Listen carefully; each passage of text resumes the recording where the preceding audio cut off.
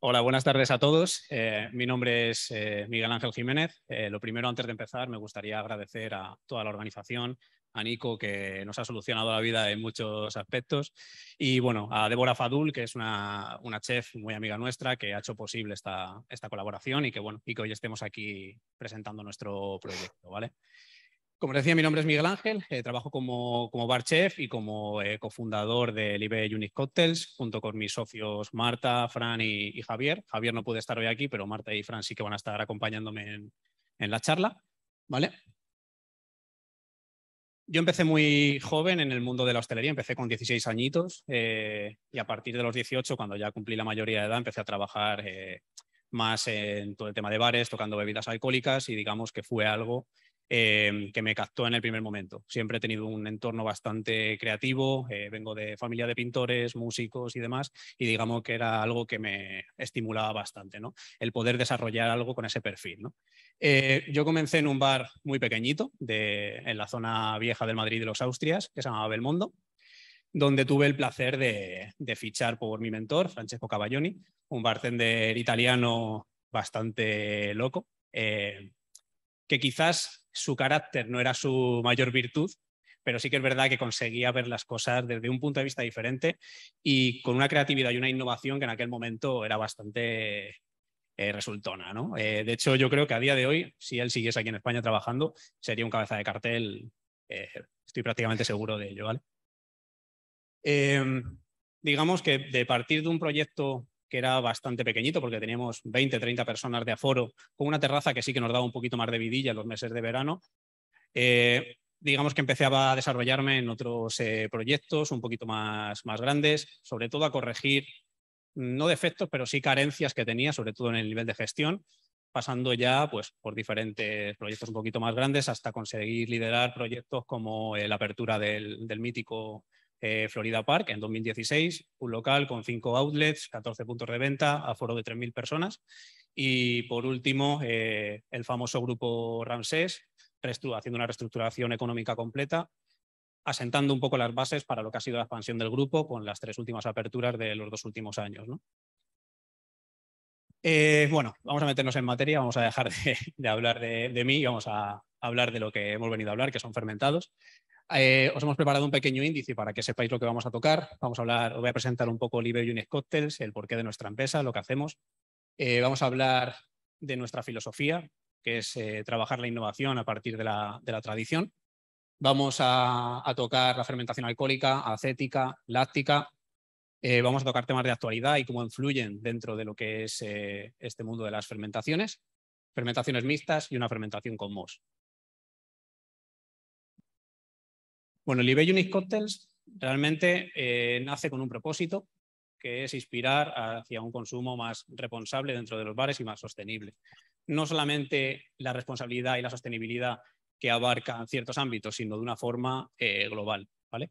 Nosotros estábamos cada uno de los socios en proyectos totalmente diferentes, sí que habíamos trabajado todos juntos, pero digamos que cuando estalla la pandemia, nos quedamos todos un poco en bragas. Yo llevaba ya 5 años trabajando como autónomo o agente externo de los proyectos y bueno, creo que aquí hay varios propietarios de locales, no voy a explicar lo que ha sido la pandemia para muchos de nosotros.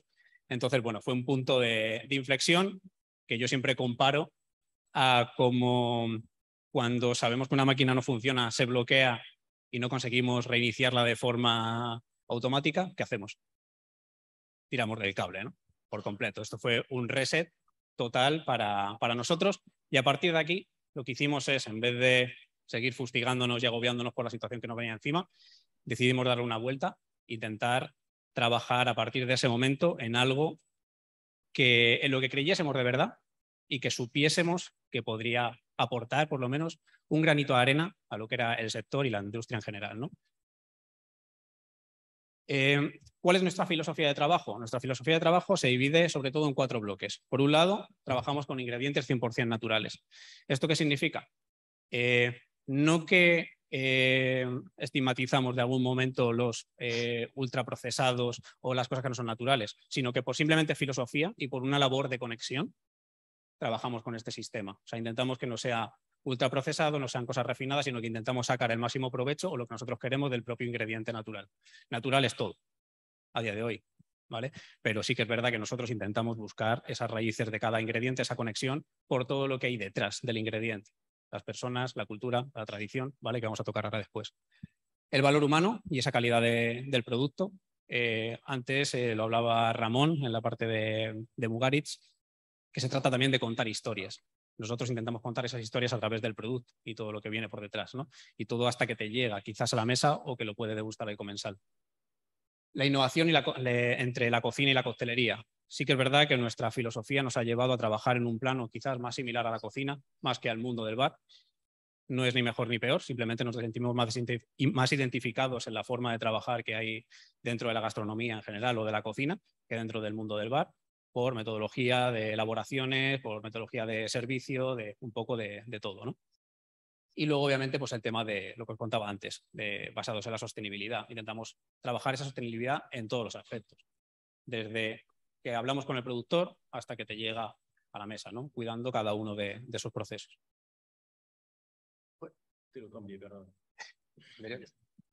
¿Cómo hacemos posible estos valores? Los hacemos a través de 3 patas. Por un lado, asesoramiento y formación, experiencias privadas y un poco lo que es el área de I+D para desarrollar nuevos productos, nuevos proyectos y, bueno, intentar trabajar de una forma multidisciplinar donde colaboremos con otras disciplinas para sacar cosas diferentes, ¿no? O que aporten. Explorar, como dice Ed Catmull, significa que no conoces la respuesta cuando empiezas. Ed Catmull fue exdirector de Pixar, exdirector de Disney Studios, y es una persona que la verdad que en este aspecto nos inspira mucho porque ataja diferentes temas dentro de la creatividad. Y creo que a día de hoy es una frase que resume mucho lo que vamos a hablar. Creo que a día de hoy yo como barman no tendría ningún sentido venir a hablar a nivel técnico sobre fermentados, porque sería pegarme un tiro en el pie viendo las ponencias que hemos tenido antes, sino simplemente nos vamos a dedicar a hablar de lo que realmente hacemos detrás de las barras, de los proyectos y de los clientes con los que trabajamos, ¿vale?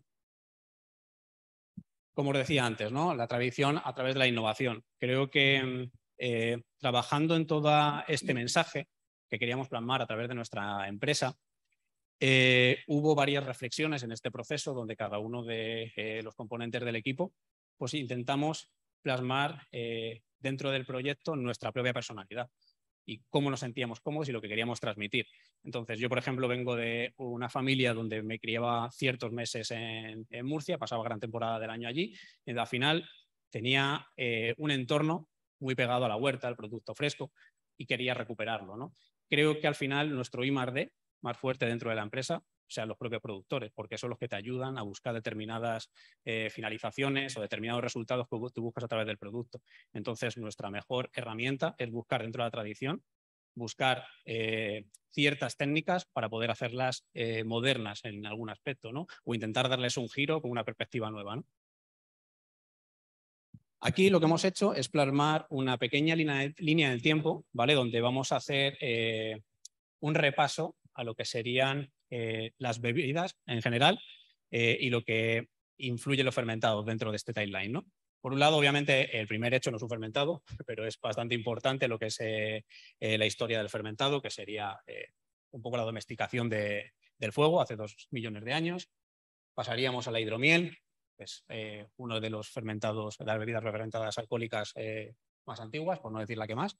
El vino, pasaríamos después a la cerveza, pasaríamos por la destilación y, bueno, un poco la llegada a Europa de la destilación a partir de Italia.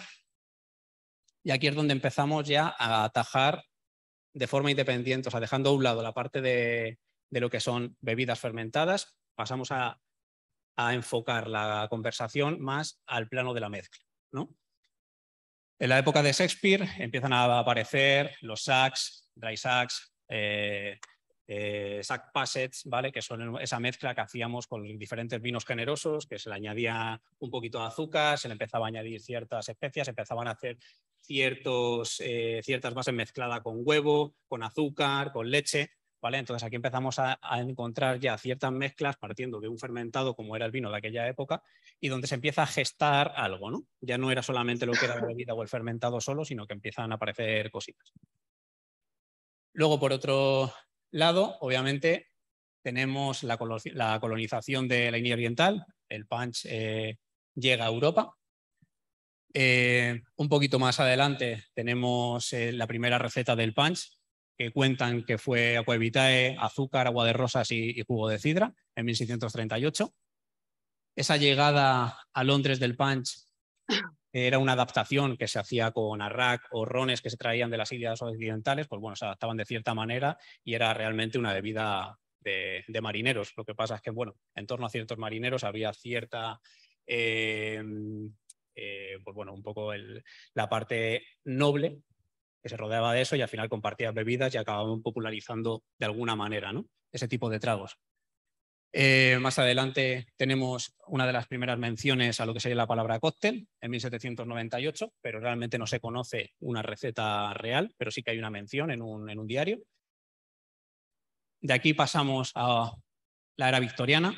Aquí lo que hacemos es bajar ese consumo de ponches, que era un consumo instantáneo, pero en grandes cantidades, a raciones un poquito más pequeñas, ¿vale? Ya se empieza a enfocar todo en un consumo más individual. Luego, obviamente, con toda esta parte de la era victoriana, toda la parte de colonización americana y demás, empezamos con la expansión de mezcla de bebidas en América, ¿no? Todo esto empieza a llegar allí, se empieza a crear cierta cultura y ciertas bebidas que eran quizás un poco más nativas de la zona se empiezan a mezclar y empieza a haber esa expansión por todo el continente, ¿no? Más adelante tendríamos lo que es la aparición y el...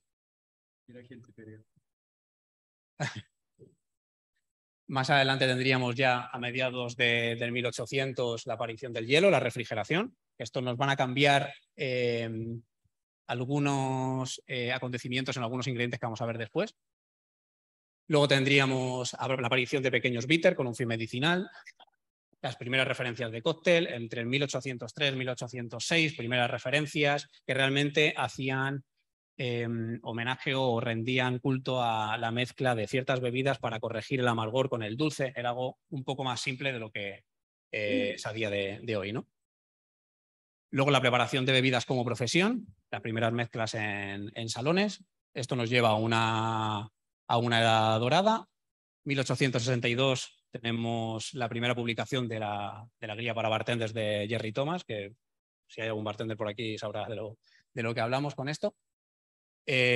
Prohibición en Cuba en Estados Unidos, el boom de la coctelería exótica y tiki, Segunda Guerra Mundial y depresión, resurgimiento del cóctel a partir de los 80 y un poco esa globalización y obviamente lo que ha cambiado todo, la gastronomía y lo que a día de hoy conocemos como nuevas tendencias, ¿no? Esto creo que ha impulsado absolutamente todo lo que venía de antes, toda esa historia que conllevaba la parte líquida y gastronómica. Al haber ese boom se...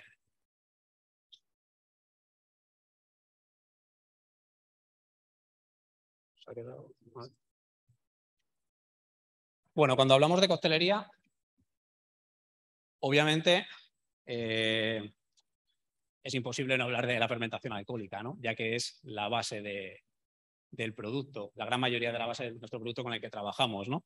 Desde el vino, como pueden ser las hidromieles, como pueda ser una chicha, como pueda ser un pulque, como pueda ser un whisky, un vodka, un ron, bueno, todo parte de esa fermentación alcohólica.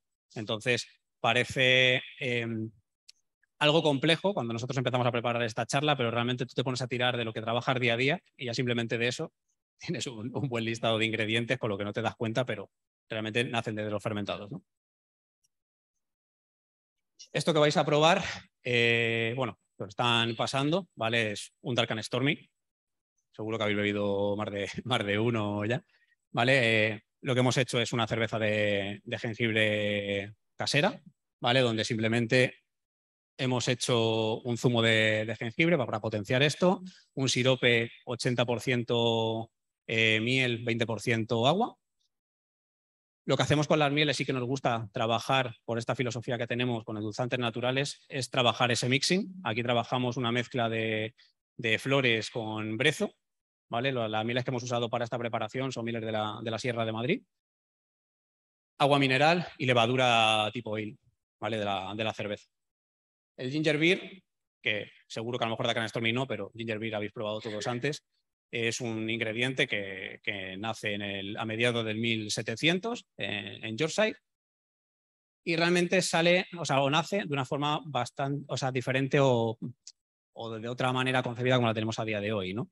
Que es muy similar a lo que sería un kéfir o lo que sería una kombucha a través de un cultivo iniciador que es el siguiente. Hemos encontrado un vídeo en internet. Mira, ¿cómo se pone?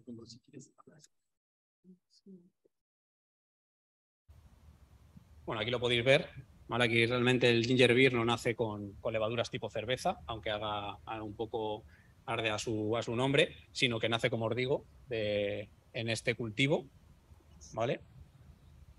Que lo que hace, bueno, son unos pequeños gránulos parecidos a los del kéfir, que hacía fermentar por diferentes tipos de bacterias y levaduras, de las cepas de Lactobacillus y Cerevisiae, ¿vale? Entonces, bueno, hace este género y con esto se fermentaba la mezcla de agua con azúcar y jengibre, ¿vale? Esto es bastante curioso porque sí que es verdad que las mayores réplicas que ves son con levadura de tipo cerveza y aquí era algo curioso.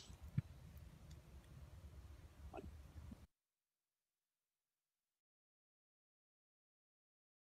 Y por aquí, bueno, pues lo que estáis probando, ¿vale?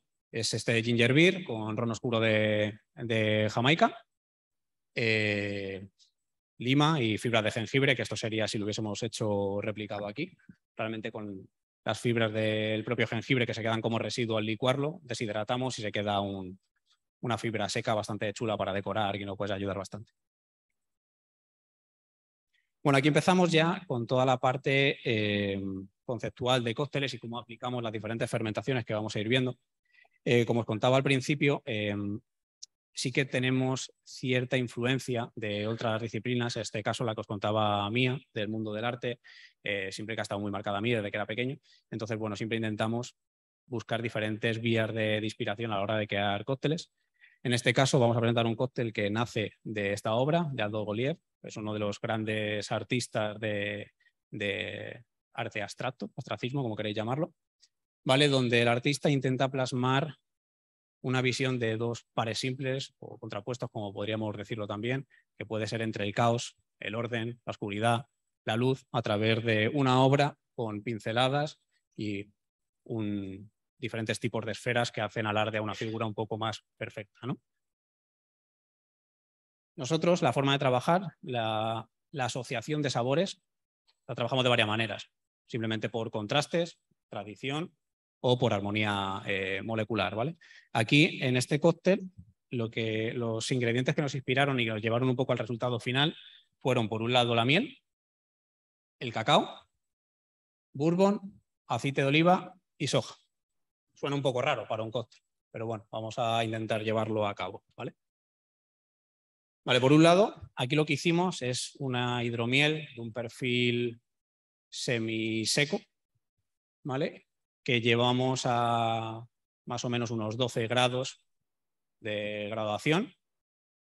Una graduación que nos permite tener cierta seguridad, ¿vale? Y que luego encabezamos con un redestilado que hacemos de bourbon, con una maceración de habas de cacao, por lo que quedaba un resultado de un generoso de miel, por llamarlo de alguna manera, con una maceración de cacao bastante compleja y bastante chula.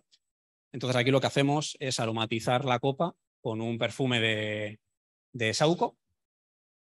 Metemos unas esferas simplemente añadiendo aceite de oliva virgen extra y unas gotas encima de soja. ¿Vale? O sea, metemos el aceite, automáticamente pones las gotitas de soja y la soja se queda encapsulada por el aceite, ¿no? ¿Qué nos lleva a esto? Aquí intentamos hacer la interpretación de la obra que hemos visto antes, partiendo de una forma perfecta, como podría ser un círculo, que encapsula otras formas perfectas, pero que, digamos, divaga un poco a la deriva en un mar de levaduras, etanol y diferentes sustancias, ¿no? La verdad que es un trago que es bastante sencillito, baja graduación, funciona muy bien, pero que luego tiene cierta complejidad y que nos puede acompañar escabeches, carnes y funciona muy bien. O sea, tiene ahí ese contraste para acompañar un espectro bastante bueno. Luego la fermentación acética. La fermentación acética, hablando de la alcohólica antes, tiene mucho sentido, ¿no? Como, digamos, producto secundario, ¿no? de esta producción alcohólica. Desde que hay vino, hay vinagre, sobre todo, incluso mucho antes. Partiendo desde la base del vino, los romanos, esto dividió un poco esa sociedad. La alta sociedad bebía vino, digamos que la gente más pobre bebía ese vinagre mezclado con agua o ese vino que ya estaba de dudosas condiciones, ¿no? Pasamos con el vino, o sea, el vinagre con agua, una forma de potabilizar el agua en esa época, con el posca, famoso posca, la hidromiel, o sea, la hidromiel, perdón, el oximel, que es esa mezcla que se usaba como tónico de miel con vinagre, el suichel, los wraps. Bueno, aquí hay una serie de productos que nos han acompañado durante muchos años y que vienen de la fermentación acética. De hecho, muchos de ellos, como los wraps o la oximel que se usan en algunos productos, se ha trabajado bastante en todo el tema de la coctelería, ¿no? Estábamos hablando de esa oximel, ese ingrediente que se usaba como tónico medicinal para curar esa parte del estómago o aliviar esos síntomas. Bueno, pues esto es un poco esa evolución de esa oximel, ¿no? Pero llevado a ese plano caribeño donde empiezan a confluir diferentes culturas, llegan diferentes ingredientes de todos lados por parte de esa colonización y se producen nuevas bebidas, ¿no? A lo mejor si os digo Haymaker Punch no suena tanto, pero si os digo Suichel os suena un poco más, ¿no? El Suichel es una bebida que bebían los trabajadores de los campos de heno en verano, en la parte de la zona del Caribe. Entonces, al haber una falta de hielo y que el agua era bastante peligrosa en aquel momento, sobre todo con temperaturas altas, lo que hacían era añadirle un poquito de vinagre y jengibre. Entonces eso, digamos que te hacía salivar a través del vinagre, te daba un poquito de fuerza por la miel que le añadías, que era en ese caso la melaza, y luego obviamente la parte del jengibre, ¿no? Todo esto realmente nace en Centroamérica, en la parte del Caribe, pero para que os hagáis un poco la idea del boom que tuvo en aquella época, llegó desde Centroamérica hasta prácticamente lo que sería la Nueva Inglaterra, ¿no? a día de hoy. O sea, toda esa parte norte de Estados Unidos, consiguiendo llegar a ser una de las bebidas nacionales por excelencia, ¿no? Ahora, durante los últimos años, sí que está teniendo un pequeño boom la recuperación de este tipo de recetas, donde empiezan a haber pequeñas recetas que se recuperan de familias, empieza a hacer mezclas, empieza un poco a innovar, ¿no? de esta tradición. Luego, como os contaba antes, los wraps. Los wraps no deja de ser un jarabe acidulado que empezó a trabajarse a partir del siglo XV con un fin medicinal, se mezclaba con diferentes licores y se daba como un uso igual, bueno, para tratar diferentes temas del estómago como tónico, ¿vale? ¿Qué pasa? Que en el siglo XVI-XVII se empieza a popularizar esta mezcla de vinagres con bebidas y se empieza a hacer más para consumo de ocio, pero realmente el wrap es algo que se ha trabajado siempre desde como os digo, ¿no? Desde el siglo XV, incluso para conservar las propias frutas de temporada, ¿no? Se llenaba en barriles de madera, fruta, vinagre y se conservaba ahí. Entonces, bueno, aquí digamos que esto es un ingrediente que ha funcionado durante muchos años con nosotros y que ha tenido ese auge, sobre todo en periodos de prohibición, como veíamos antes en el timeline, y que a partir de esa prohibición, pues digamos que todo lo que se había recuperado se queda, pero añadiéndole otra vez la parte alcohólica, ¿no? Pero vamos, el mundo de los wraps es algo bastante complejo. Luego cuentan otra rama de los wraps, que eran los que se mezclaban ya con ron, con limón, con diferentes tipos de azúcar para combatir el escorbuto que llevaban los marineros en los barcos que iban a América. Y bueno, esto es otra guerra con otra historia por detrás, que está la mítica historia de que como digamos, los impuestos eran muy altos en Inglaterra cuando volvía, lo que hacían era hundir los barriles en el mar, y cuando los recuperaban, como se habían como contaminado un poco con esa agua del mar, lo que hacían era intentar tapar esos sabores o matices con el limón y con el azúcar, ¿no? Bueno, pero eso es otro tipo de wrap que no toca nada con la fermentación acética, pero sí que se suele llamar de la misma manera y podéis encontrar cierta confusión en un momento determinado, ¿vale? Bueno, aquí lo que hemos hecho es una interpretación de esos wraps, ¿vale? Los wraps normalmente se solían hacer en caliente, cogiendo la fruta fresca, calentándola, añadiendo azúcar y más tarde el vinagre. Bajo mi punto de vista, cuando tú quieres esas notas no confitadas, no calentadas de la fruta, pues bueno, es un poco contraproducente hacerlo de esta manera.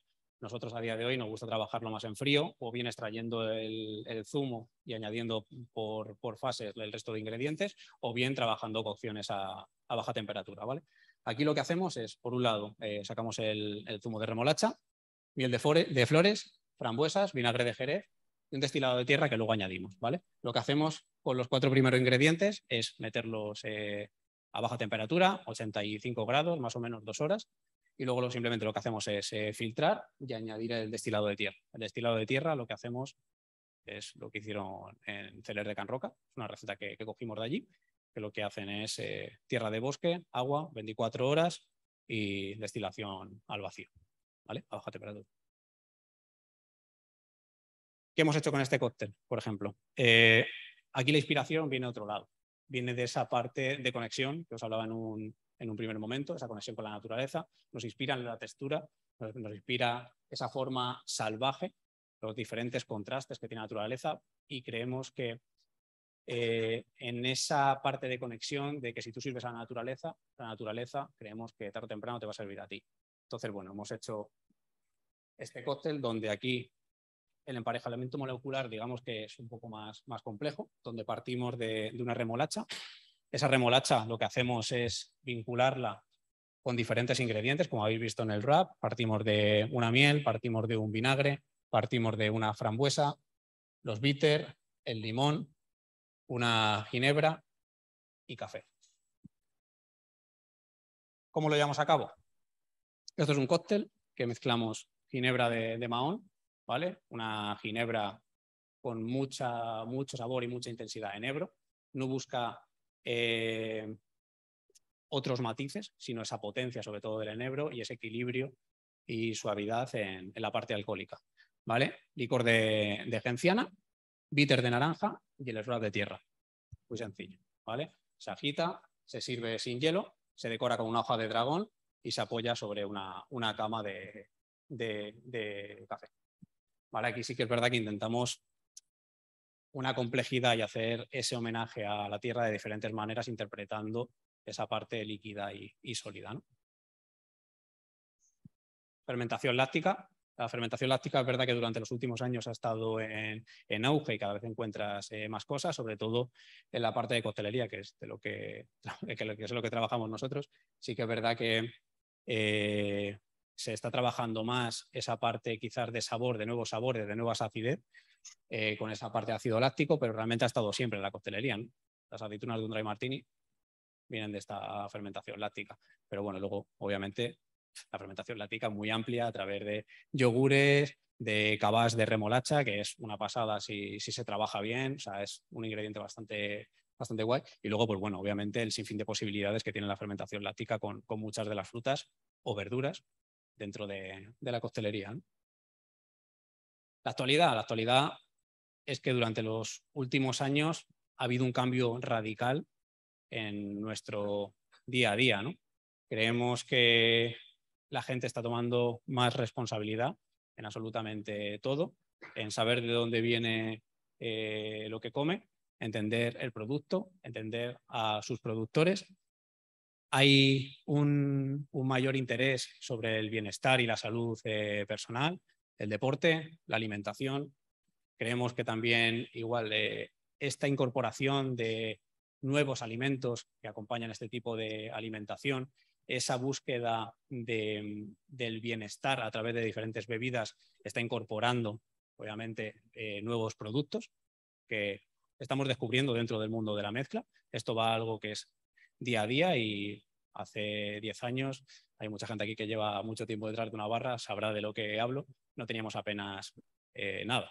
De hecho, el ginger beer o lo hacías en tu bar o era muy complicado encontrarlo en el mercado, ¿no? Pues con esto exactamente igual. se van incorporando. Hay gente que prefiere hacerlo, otra que prefiere comprarlo. Yo siempre digo que si no estás seguro de que lo puedes hacer bien en tu local, mejor no hacerlo. Eso es un tema de responsabilidad y de seguridad alimentaria que cada uno luego ejecuta como quiere, pero ahí está. Y esto, pues obviamente da pie a un tipo de fermentaciones que llevan más, o sea, 2000 años con nosotros, pero que estamos conociendo ahora, ¿no? Durante los últimos años, como puede ser el kéfir, la kombucha, lo que estábamos viendo antes del ginger beer. Y bueno, y con infinitas posibilidades, ¿no? Creo que esta mañana hemos tenido varias charlas que todo esto abren el abanico por completo a hacer mil cosas, ¿no? Dentro del mundo de la mezcla. La fermentación por mos. Ahora aquí sí que es verdad que cuando esta mañana veíamos diferentes charlas, los mos aplicados a un elemento sólido, un alimento sólido, se pueden ejecutar de una manera más, no correcta, pero sí, bueno, más controlable de alguna manera. Cuando tú trabajas una parte líquida que tienes que poner esos mos de una forma indirecta en una copa y tal, es algo un poco más complejo. Entonces, bueno, nosotros vamos a mostraros un poco lo que estamos trabajando, lo que estamos haciendo. Obviamente, con las únicas dos cosas que nosotros hemos trabajado son con Penicillium, ¿vale? Serían tanto Candidum como Roqueforti. Luego hay un montón de posibilidades, como hemos puesto aquí, ¿vale? Como es el Rhizopus del Tempe, que lo estábamos viendo esta mañana con los chicos de Fucidea, que hicieron las crustas en las copas. Pero bueno, nosotros intentamos buscar ciertos matices en otro tipo de mos, como podría ser esto, haciendo pues igual, ¿no? Otro cóctel que viniese de otro tipo de inspiración, ¿no? Y que hiciese pie en esa reflexión entre los defectos y las virtudes, ¿no? Esto nos ponemos en otro plano un poco más contemplativo y te pones a pensar qué es realmente un defecto, ¿no? Lo que para uno es un defecto, para otro ese defecto bien aprovechado puede ser una virtud en toda regla, ¿no? Aquí intentamos coger diferentes tipos de defectos en algunos productos y convertirlos en una virtud, en un cóctel, en un resultado final, ¿no? Por un lado tenemos el óxido, imperfecciones humanas, que muchas veces nos machacamos nosotros mismos, pero bueno, hay otra gente que le saca partido.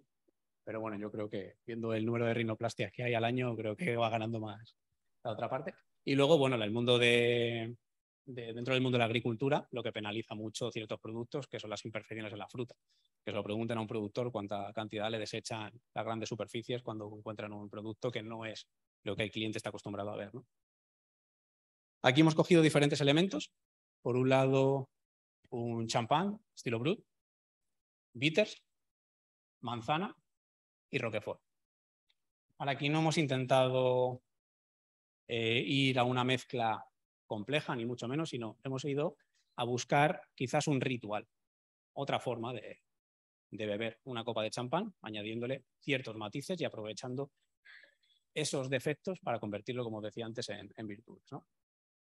Por un lado, lo que hemos hecho es coger un zumo de manzana, sin miedo ninguno a que se oxide por el aire, a que pierda ese color. Es su reacción natural. Vamos a tirar con ella. Lo que hemos hecho es simplemente extraer el zumo de manzana, filtrarlo en un primer momento y evaporarlo al vacío con la temperatura baja hasta que eso se concentra, los azúcares, la acidez y se queda un almíbar hecho de esto. Vaya, no como hago, sino esto. ¿Vale? Es un almíbar parecido a una textura como muy resinosa, con una acidez brutal y un sabor a manzana espectacular, que luego vamos a usar como endulzante, que luego os contaré. Y luego, bueno, simplemente una inoculación que hacemos a modo de pincelada en una copa. Lo que hacemos es coger una base de un queso fresco, batido, interpretar ese proceso de elaboración de un Roquefort, añadimos sal, ¿vale? Un poquito de sal, inoculamos lo que es el Roquefort en nata para que no pierda textura, se añade ese iniciador a lo que es la parte del queso fresco, se mezcla todo para que no pierda textura y se hace la pincelada. Vale, aquí obviamente como contamos con una capa muy ligera, muy limpia, tenemos que mantener muy bien la humedad para que sea hidratado, para que no se termine de secar y el moho pueda crecer en unas condiciones bueno, lo más aceptable posible, ¿no? Y que pueda germinar bien. Aquí nada, esto lo que hacemos es durante 3 días a una temperatura controlada de unos 25 grados por ahí, más o menos 25-26 grados. Intentamos que no pase nunca de los 28, ¿vale? Y con una humedad a partir de 80 hacia arriba. 3-4 días empieza a crecer la capa de moho y en el momento comprobamos y lo que hacemos es este resultado final, que no pudimos hacer foto un poco por las prisas, no nos dio tiempo, pero vamos, la ejecución de este cóctel es como si fuese un cóctel clásico que se llama champán cóctel, que es champán, cerrón de azúcar, bitter y una base opcional de brandy, ¿vale? Aquí lo que hemos hecho es hacer un cambio de ese terrón de azúcar por ese almíbar o resina de manzana concentrada. Le añadimos unos bitters de especias, completamos con champán y servimos sobre la copa del Penicillium roqueforti que tenemos en la base, ¿vale? Esto nos da otra perspectiva a la hora de hacer esa combinación de sabores y de aroma, que simplemente cogiendo la copa ya empiezas a sentir, ves, sobre todo a nivel visual primero, luego te acercas la copa, empiezas a sentir esas notas a queso, esas notas a roquefort, esa parte quizás ya de los primeros matices del champán, y cuando bebes te aparece toda la manzana y las especias del bitter, sin tener una sensación excesiva ni de dulzor ni de acidez, bastante equilibrado todo y complejo. Esto igual para acompañar cualquier locura de grandes chefs puede venir genial, ¿no? Y poco más. Creo que lo importante de todo esto no es realmente de todo lo que os he hablado. Esto es simplemente una muestra de lo que hacemos día a día nosotros. Nosotros no nos dedicamos a hacer charlas ni mucho menos. Simplemente, pues bueno, os hablo Nico, François, y venimos a contar un poco lo que hacemos a día de hoy, pero nuestra idea es eso, nunca parar de cuestionar, porque es la única forma de abrir nuevas vías. Creo que hay que felicitar a toda la industria a día de hoy por el trabajo que se ha hecho. Creo que en el punto en el que estamos ha sido por el trabajo y el sacrificio de todos nosotros, y que esto es un camino y es una bola que no para. Entonces está en nuestras manos que vayamos a más, que sigamos investigando y que no paremos de cuestionar para encontrar nuevos caminos. Entonces, nada, me gustaría daros las gracias a la organización, a vosotros, a toda la gente que está online en casa. Aquí os dejamos nuestro contacto para cualquier duda, aparte de ahora si tenéis alguna, la podamos resolver, pero bueno, cualquier duda que tengáis, aquí estamos para ayudaros en todo lo que podamos, y bienvenidos a Madrid cuando os apetezca. ¿Vale?